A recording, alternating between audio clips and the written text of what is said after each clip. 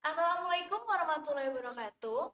Halo Sobat Jingga, selamat datang di episode terbaru podcast Suara Jingga, Leading the Future Society.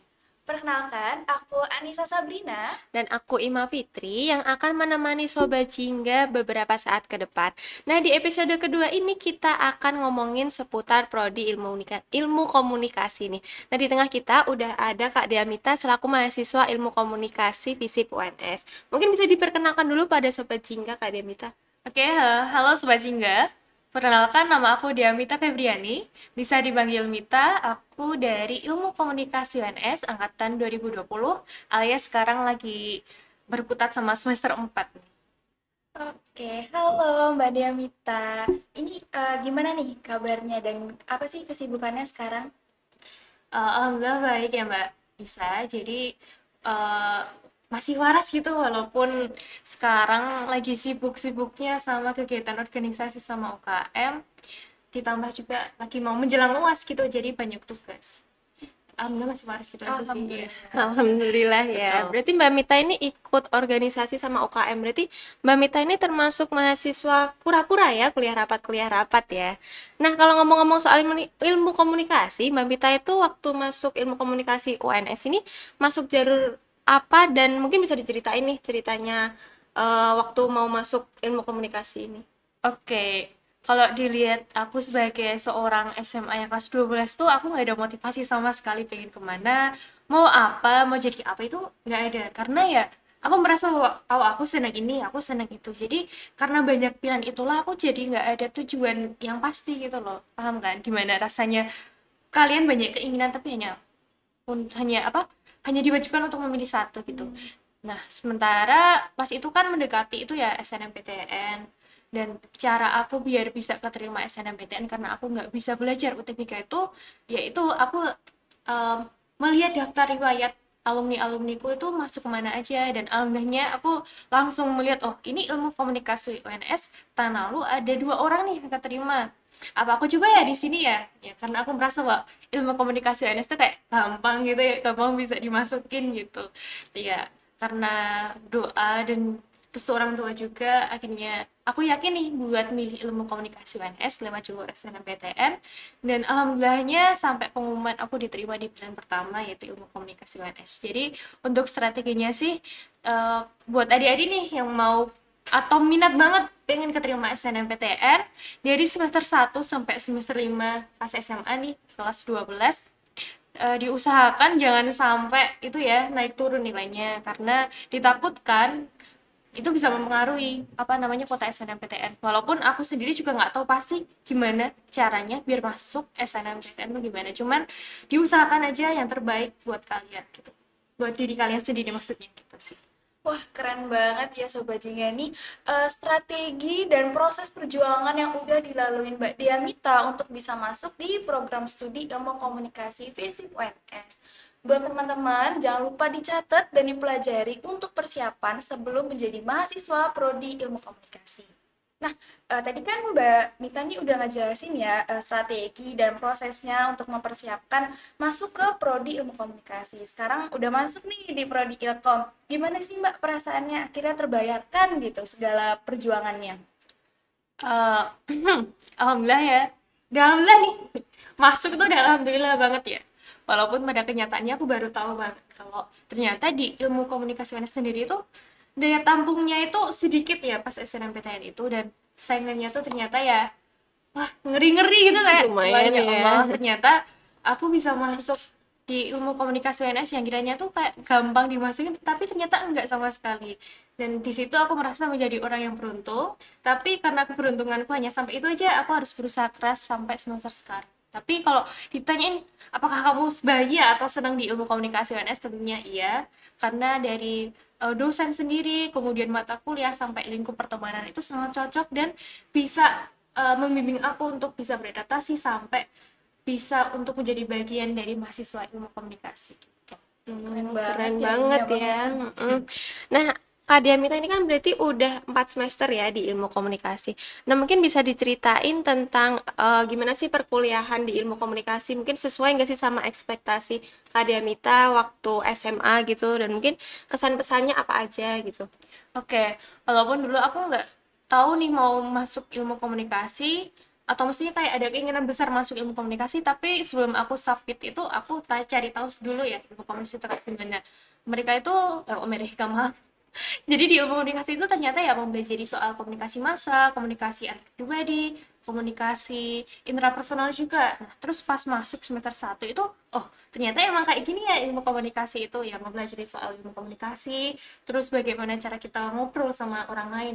Tapi itu baru di semester 1 aja. Nah, semester 2 itu udah mulai berbeda gitu loh. Kita udah mulai belajar hal lain juga. Lalu bagaimana kita menanggapi soal isu politik, kemudian isu sosial juga kita pelajarin di ilmu komunikasi gitu.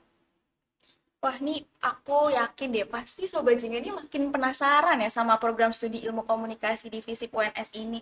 Tadi itu dari penjelasannya Mbak Diamita, ini emang ilmu komunikasi itu sangat menarik gitu ya, belajar banyak hal gitu. Nih, teman-teman pokoknya terus stay tune ya, karena kita bakal bahas lebih jauh terkait program studi ilmu komunikasi.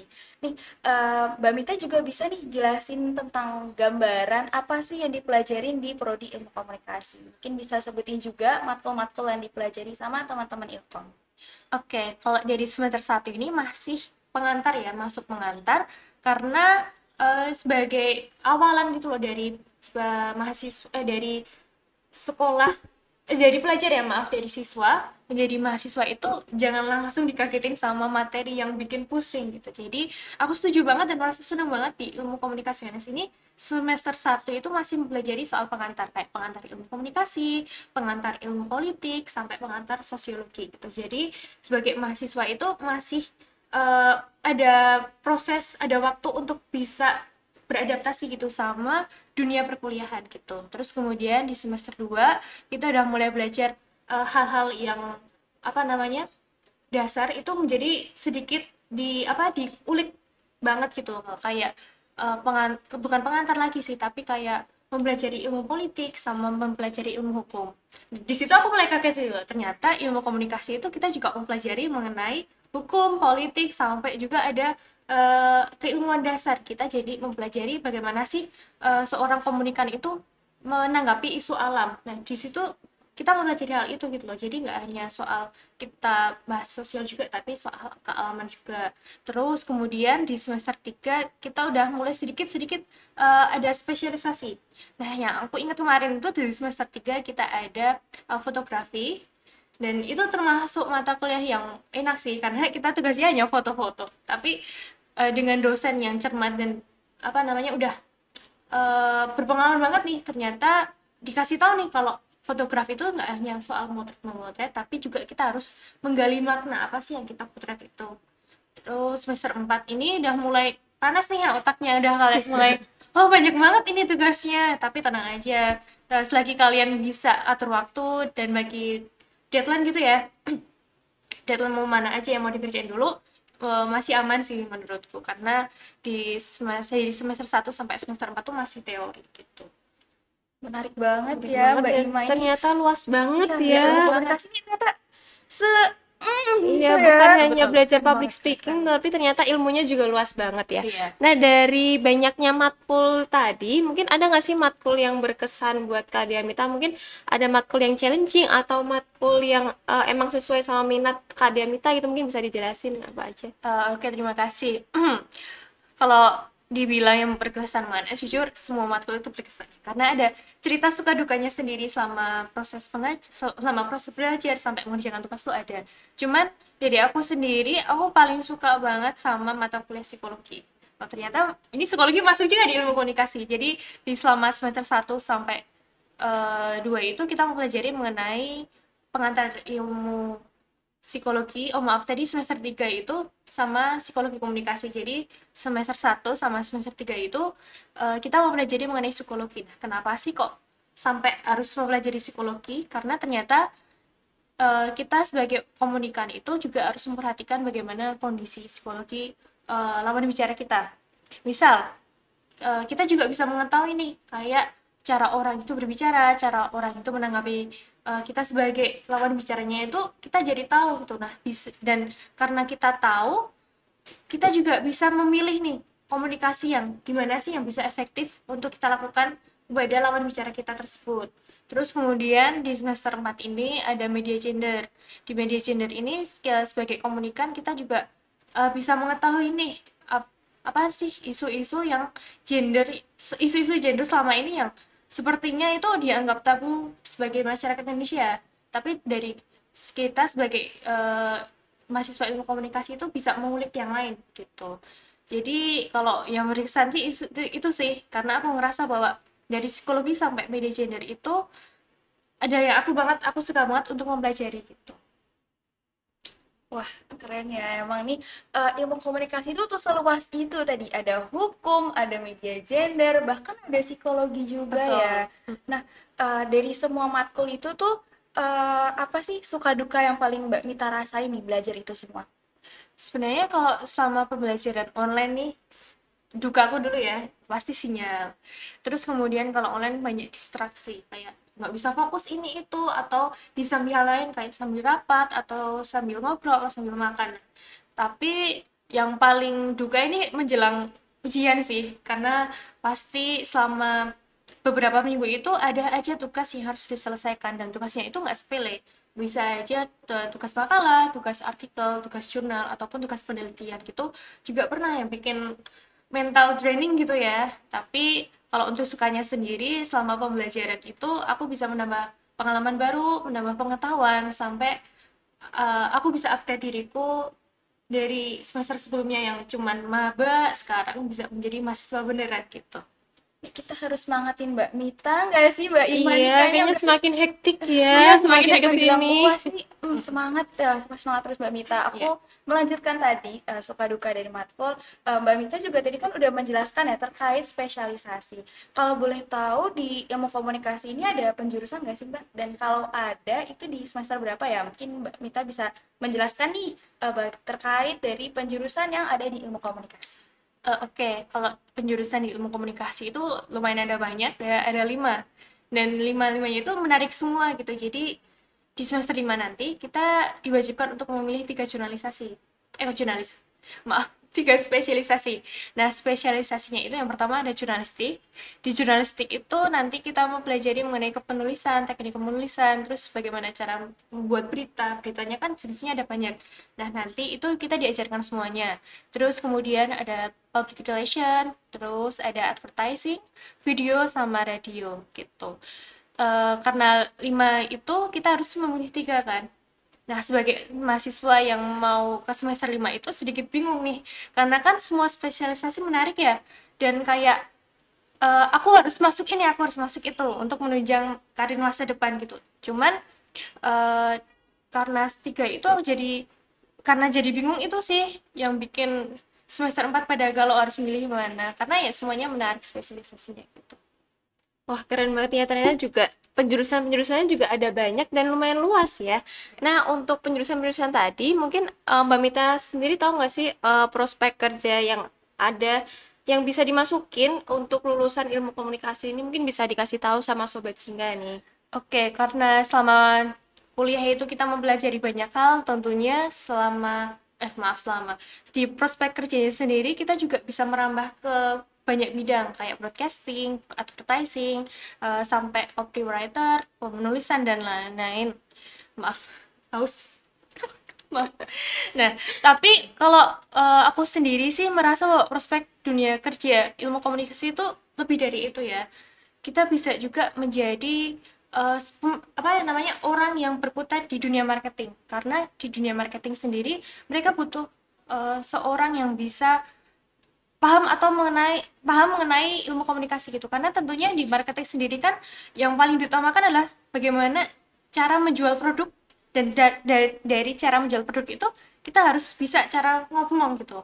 Terus kemudian ada broadcasting. Di ilmu komunikasi sendiri kan ada itu ya, spesialisasi video. Nah, di spesialisasi video itu kita juga bisa mempelajari mengenai teknik cara apa namanya mengambil gambar yang kayak syuting gitu ya, syuting gitu. Terus kemudian ada juga mengenai perfilman juga, kita ada di video, terus ada radio juga, penyiaran. Terus kayak sekarang kan podcasting ya kayak mirip-mirip sama radio gitu.